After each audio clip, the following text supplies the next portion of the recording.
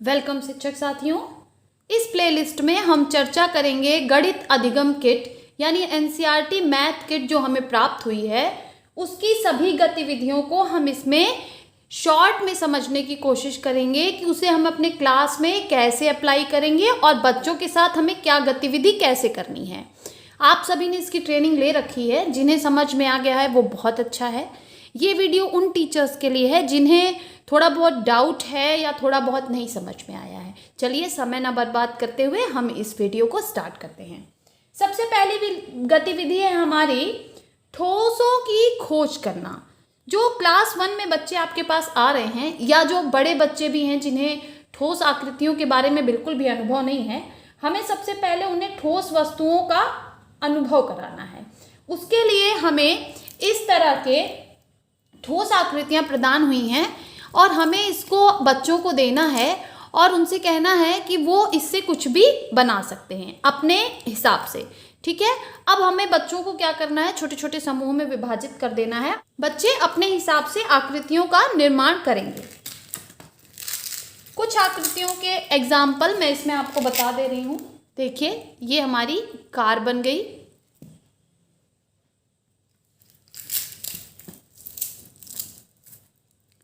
ये आइसक्रीम और ये हमारी एक डॉल बन गई। इस तरह से बच्चे अलग अलग समूहों में अलग अलग आकृतियों का निर्माण करेंगे। उसके बाद हमें उनसे पूछना है कि बच्चों बताइए कि आपने इसे कैसे बनाया, क्या आपने ये चीज़ें पहले देखी हैं या बिना देखे बनाया।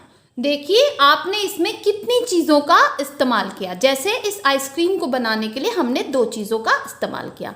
अगर बच्चा इनके नाम जानता है तो बहुत अच्छी बात है, नहीं जानता है तो हम उसे बताएंगे कि बच्चे आपने एक गोला और एक शंकु का इस्तेमाल करके अपनी आइसक्रीम की डिज़ाइन को बनाया है।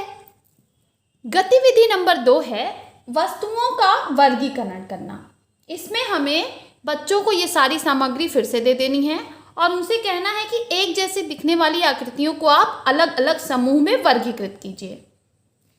बच्चे कुछ इस तरह से चीज़ों को वर्गीकृत करेंगे। अब हमें बच्चों से पूछना है कि बच्चों आपने ये कैसे किया, आपने कैसे समझा कि ये वस्तुएं अलग अलग हैं, एक तरह की नहीं हैं।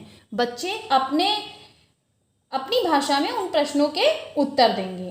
ठीक है, इसके बाद हम बच्चों को एक गृह कार्य देंगे कि आप अपने अपने घरों में अलग अलग तरह की आकृतियों के सामग्री को इकट्ठा करके कल लाएंगे और हमें यहाँ पर दिखाएंगे। हमें उन्हें समझाना है कि आप बहुत ज़्यादा सामग्री नहीं लाएंगे, आप 1 या 2 सामग्री ही अपने घर से लाएंगे और फिर अगले दिन हम उस पर चर्चा करेंगे और इन आकृतियों को दोहराएंगे। तीसरी हमारी गतिविधि है क्या लुढ़कता है और क्या सरकता है।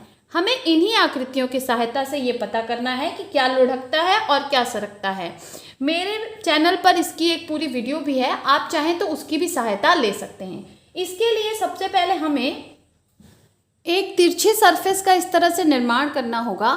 इसके लिए मैंने नीचे ये 2 बॉक्स लगाए हैं और उसके ऊपर एक छोटी स्लेट को ऐसे रख दिया है। आप चाहें तो किसी कॉपी का भी यूज़ कर सकते हैं। अब हम सभी आकृतियों को बारी बारी से इस पे गिराकर देखेंगे। ये क्या कर रहा है, ये चिपक कर नीचे आ रहा है, यानी ये सरक रहा है। अब हम गोले को देखेंगे, ये लुढ़क रहा है। अब हम बेलन को देखेंगे। ये सारी गतिविधियां हमें बच्चों के द्वारा करवानी है। बच्चे इस तरह सभी आकृतियों को गिराकर लुढ़का कर देखेंगे कि क्या हो रहा है। ठीक है, जब हम इसको ऐसे गिरा रहे हैं तो ये थोड़ी दूर तक लुढ़क रहा है, लेकिन अगर ऐसे गिरा रहे हैं तो सरक रहा है। इसके बाद हमें बच्चों से पूछना है कि जो वस्तुएं लुढ़क रही हैं वो क्यों लुढ़क रही हैं और जो वस्तुएं केवल सरक रही हैं वो क्यों सरक रही हैं। गतिविधि नंबर 4 है वस्तु बनाना।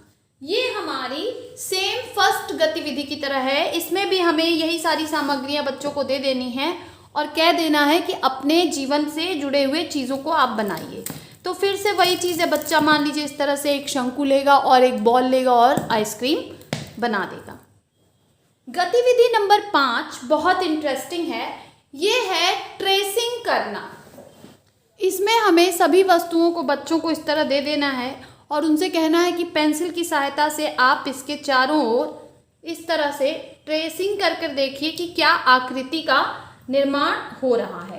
बच्चे इस तरह से ट्रेसिंग करेंगे और आकृतियों का निर्माण करेंगे और हमें उन्हें समझाना है कि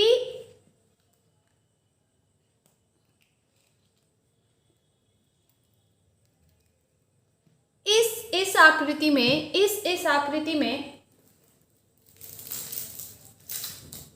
और इसकी इस आकृति में क्या अंतर है। हमें बच्चों को समझाना है कि ये 3D आकृतियां या ठोस आकृतियां हैं, जबकि ये 2D आकृतियां या सपाट आकृतियां हैं। 3D आकृतियों की अगर हम ट्रेसिंग करते हैं तो हमें 2D आकृतियां या सपाट आकृतियां प्राप्त होती हैं। हम बच्चों को ये समझा सकते हैं कि एक घन का घन 3D आकृति है, जबकि उसको ट्रेस करने पे हमें 2D आकृति का वर्ग प्राप्त होता है। इसी तरह से हम बच्चों को समझा सकते हैं कि घनाभ एक 3D आकृति है या ठोस आकृति है और इसके चारों ओर को ट्रेसिंग करने पर हमें 2D आकृति आयत प्राप्त होती है। इसी तरह से हम इसको भी समझाएंगे कि बच्चों ये गोला है, ये 3D आकृति है और इसके चारों कोनों को चारों ओर को हम जब ट्रेस करते हैं तो हमें 2D आकृति वृत्त प्राप्त होता है। गतिविधि नंबर 6 है ठोस और आकृतियों को खोजना। इसमें हमें बच्चों को इस तरह से एक आकृति बना के दे देनी है और फिर से वही काम करना है। बच्चों से कहना है कि बच्चों आप इसकी ट्रेसिंग करिए। अब बच्चे इसकी ट्रेसिंग करेंगे, हम बोर्ड पे कर रहे हैं, बच्चे इसको पेपर पे करेंगे।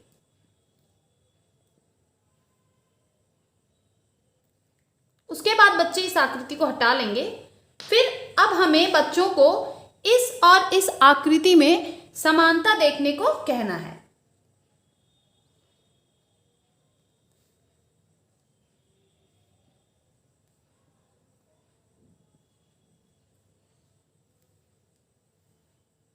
एक और आकृति का एग्जाम्पल हम देख लेते हैं।